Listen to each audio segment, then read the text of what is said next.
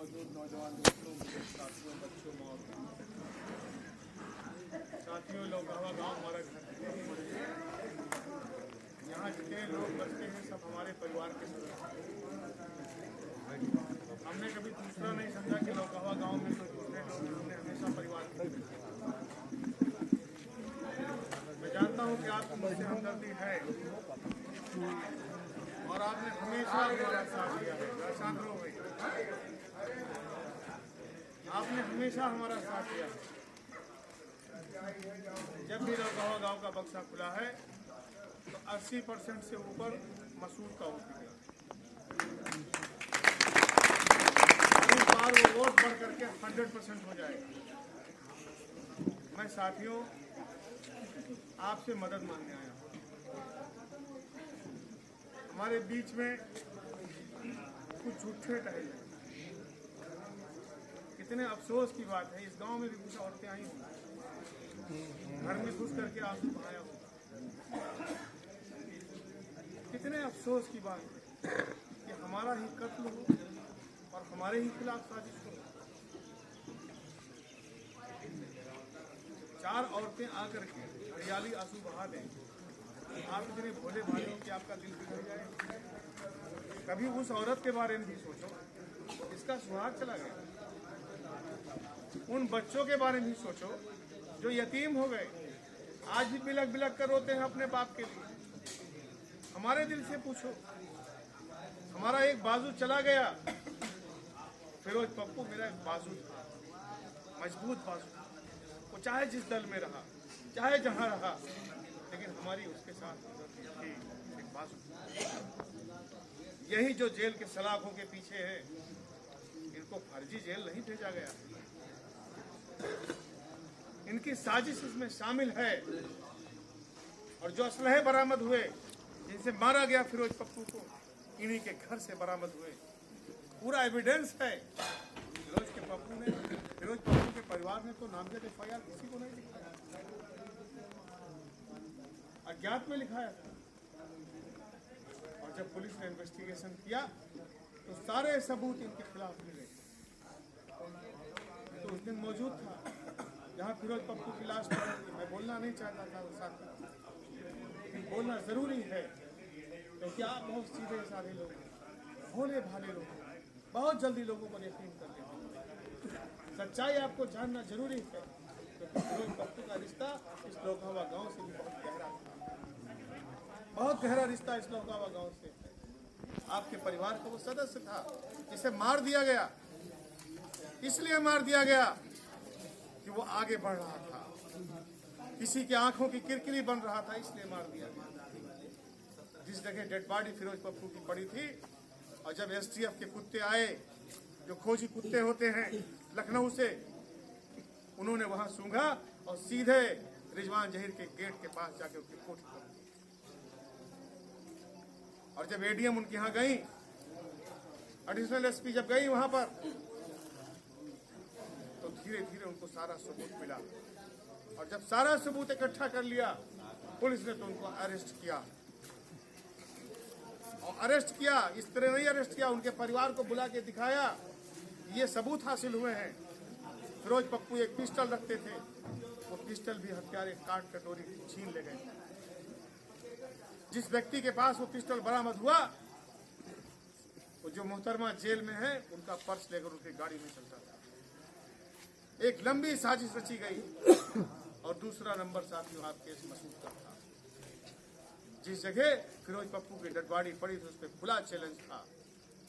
इस बिरादरी की बात ये कर रहे हैं चौधरी कमालुद्दीन साहब, ये हमारे साथ हैं, अच्छी बात है, लेकिन उस बिरादरी के लोगों में खून की जगह, लाल खून की जगह सफेद खून दौड़ता है।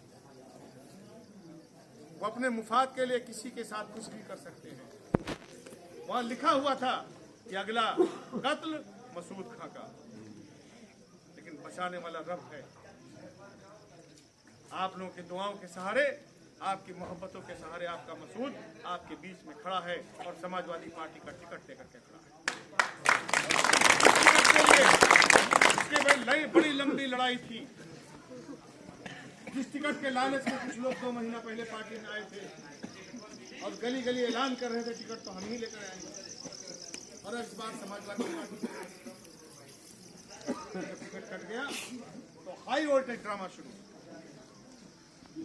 अगर उनको अपने बेगुनाही का सबूत देना था तो जाकर के उस परिवार के पास जाते, इसका सुहाग उजड़ गया, जिसके बच्चे यतीम हो गए, कुरान शरीफ उठाना था तो बुला लेते 4 महज़ब लोगों को और उनके पास जाते और नहा धो करके बाग साहब जगह बैठ करके कहते ये मैं कुरान उठाता हूँ, अगर आप यकीन करना चाहो तो कर लो। लेकिन जब टिकट कट गया बौखलाहट हुई। पहले तो सोचते थे टिकट मैं ही ले आऊंगा, लालू यादव मेरा पैरवी कर रहे हैं, हिंदुस्तान के बड़े बड़े लीडर पैरवी कर रहे हैं। लेकिन साथ में जब टिकट की दौड़ लग रही थी तो आप मेरे लिए दुआएं कर रहे थे, तुलसीपुर की आवाम मेरे लिए मिन्नतें मान रही थी, और चुनाव से पहले ही एक चुनाव हो गया, करोड़ों रुपए की मिन्नतें लोगों ने हमारे लिए मानी और उसको अदा किया। यहाँ से लेकर अजमेर शरीफ तक आज भी दुआएं चल रही हैं साथियों। आपकी मोहब्बतें हमारा दिल पिघला देती हैं, आंख में आंसू आ जाते हैं कि हम पूरी जिंदगी आपके लिए करें, तब भी कम है साथियों। मैं कभी लंबी फौज लेकर नहीं चलता, मैं कभी बंदूकों के साए में नहीं चलता, लेकिन ताकत है मेरे अंदर। मैं टक्कर लेता हूं उन जालिमों से आपकी दुआओं के सहारे से। ये जो झूठे सांड टहल रहे हैं इनसे आपको लड़ना है। 4 औरतें आई, आंसू बहा करके चली गई, झूठी आंसू। हमारे घर की माँ बहनें पिघल गई, उनको समझाइए। अगर उनको ओरिजिनल आंसू देखना है तो फिरोज पप्पू की बीवी को इसे लौका हुआ मिला के मैं खड़ा कर सकता हूँ। वो जब अपना दर्द बयान करेगी तो आपका सीना फट जाएगा। फिरोज पप्पू के हाथ में बच्चों की काफी थी, घर पे रोटी और सब्जी बनी तैयार थी कि आएंगे तो खाना खाएंगे, लेकिन उन्हें मार दिया इन दरिंदों ने। और मारने के बाद नाटक, हमारा ही खून बहाओगे, और जब पुलिस ने तुम्हें पकड़कर जेल में डाल दिया तो नाटक करते हो जाकर के सिर्फ मुसलमानों में, सिर्फ मुसलमान भाइयों में जाकर के नाटक करते हो कि हम बेगुनाह हैं, पर्चा बांट रहे हैं कि हमको बचा लो नहीं जेल में मार दिया जाएगा। अरे कब तक सेंटीमेंट से खिलवाड़ करोगे? सन 1989 से लेकर आज तक तो सेंटीमेंट से खेलते आए हो। तुमने तो उस शख्स की भी लाज नहीं रखी जिसने तुम्हारी दोस्ती निभाई थी, जिसका नाम था वदूद था, मेरा भाई था। 12 फरवरी सन 1992 को मार दिया गया। उसके बाद हमने इनको अपना माना था, लेकिन हमारे भी यकीन को धोखा दिया इन्होंने। कितनी बार धोखा देंगे? इसलिए साथियों हम आपके बीच में आए।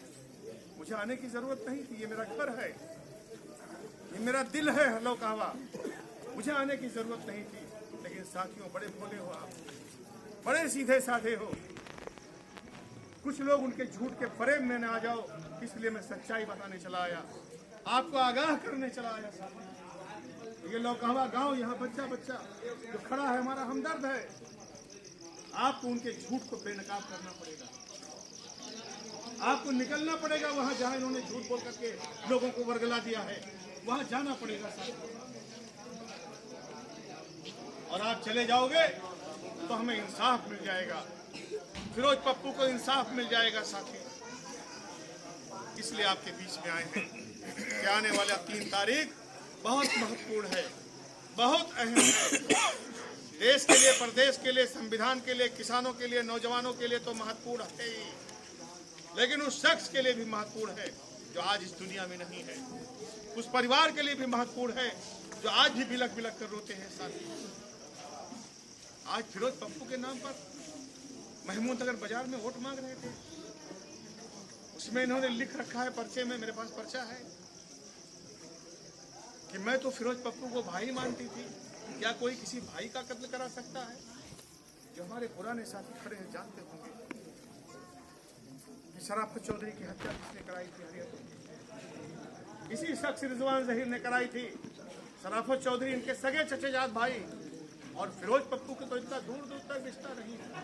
आज तुम्हें भाई कहते हुए शर्म आनी चाहिए, झूठी कस्में खाते हुए तुम्हें सोचना चाहिए कि कहीं अल्लाह ताला का कहर ना नाजिल हो जाए।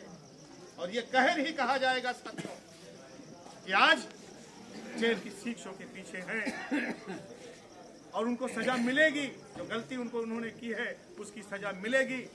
बहुत खेला है उन्होंने हमारे दिलों से। हमारी माँ 90 साल की हो गई। 90 साल की माँ आज भी रोती है वदूद खां को याद कर। लेकिन जो शख्स जिसका नाम रिजवान ज़हीर है, अपने मुफाद के लिए उसने उन्हीं कातिलों से हाथ मिलाया जो वदूद खां के कातिल थे। मैंने तो सवाल पूछा था उनसे, जाकर के मैंने पूछा था कि तुम्हारे भाई नौमान ज़हीर का कत्ल हुआ होता, सलमान ज़हीर का कत्ल हुआ होता, तुम हाथ मिला लेते? सर नीचे हो गया था। उसी दिन मैंने छोड़ दिया था साथ, चला गया था अलग। जब मैंने साथ छोड़ा तो उन्होंने कहना शुरू किया कि मैंने तो पैजामा पहनना सिखाया। कुछ हैं चंद गुर्गे आज भी ये कहते हैं कि मैंने तो पैजामा पहनना सिखाया था, विधायक मैं बनाता हूं। और जब 2012 में आपने हमें विधायक बना दिया तो लोगों ने उनसे सवाल खड़ा किया कि अगर तुम विधायक बनाते तो नौमान ज़हीर को लड़ाया था तुम बना लेते, नहीं बना पाए। और जब से आपने साथ छोड़ा उनका, आज भी कोई भी चुनाव नहीं जीत पाए। साथियों, इस चुनाव को वो खराब करना चाहिए, इसे खराब मत होने देना। जाग लेना और दूर दूर तक फैल जाना, मोबाइल से फैल जाना, अपने जिस भी संसाधन से जा सकते हो लोगों तक पहुंच सकते हो पहुंच जाना साथी। और अगर इधर उधर किसी को भ्रमित कर लिया हो तो उनको समझा बुझा करके आने वाली 3 तारीख को साइकिल का बटन दबा करके हमें ताकत दे देना साथी। को मुख्यमंत्री बना देना साथियों, अपने इस खादिम को फिर विधायक बना देना। जो काम छूट गए हैं वो हम काम पूरा करेंगे। आपके मान सम्मान की रक्षा होगी, आपको कहीं जलालत की जिंदगी नहीं जीनी पड़ेगी। इन्हीं शब्दों के साथ साथियों मैं बड़ा भावुक हो गया। मैं जाना नहीं चाहता था उधर, लेकिन मजबूर कर दिया हमारे दुश्मनों ने हमें बोलने पर। कलेजा फट जाता है जब उस मंजर को याद करता हूँ। मैं बहुत छोटा था, 12 फरवरी सन 1992 को मेरे भाई के साथ हमारे बाप ने ख्वाहिश थी कि मैं मिलिट्री स्कूल में पढ़ने जाऊँ और मैं टॉपर स्टूडेंट था। मैंने मैथमेटिक्स और इलेक्ट्रॉनिक्स से BSc किया है साथियों, इसी डिग्री कॉलेज से। मैं टॉपर स्टूडेंट था, लेकिन मुकद्दर को यहाँ लाना था, आप लोगों की खिदमत करानी थी, मुकद्दर ले आई। लेकिन आज जो लोग उसमें बाधा बन रहे हैं, उस बाधा को तोड़ना और काटना आपकी कर्तव्य है। मैं आपके बगैर कुछ भी नहीं हूँ, आपकी दुआओं के बगैर कुछ भी नहीं हूँ। आपकी दुआएं हमारे साथ हैं, आपकी मोहब्बतें हमारे साथ हैं, तो मैं बड़े से बड़े तूफान से लड़ सकता हूँ, बड़े से बड़े परेशानियों का सामना कर सकता हूँ। इसीलिए आपसे मदद मांगने आया हूँ, आपका साथ मांगने आया हूँ। आप लोग कल से निकल जाना क्षेत्र में, जहां जहां लोग इधर उधर बहक रहे हों उनको समझा बुझा लेना साथी। ये हक और बातिल की लड़ाई है और आप हक के साथ हो। जो लोग बातिल के साथ हैं वो झूठ बोल करके पब्लिक को गुमराह कर रहे हैं, वो झूठी अफवाहें फैला करके गुमराह कर रहे हैं। लेकिन अल्लाह ताला देख रहा है और मुझे पूरा यकीन है कि जिस तरह उसने टिकट हमको दिया है उसी तरह जीत भी हासिल कराएगा, पूरा यकीन। इसलिए साथियों हम आपसे मदद मांगने आए हैं कि आप लोग जाग करके मेरी मदद कर देना। 3 तारीख को साइकिल का बटन दबा करके वोट दे देना साथियों। बहुत बहुत धन्यवाद। जय भारत, जय समाजवाद, खुदा हाफिज। चले हम चाय ना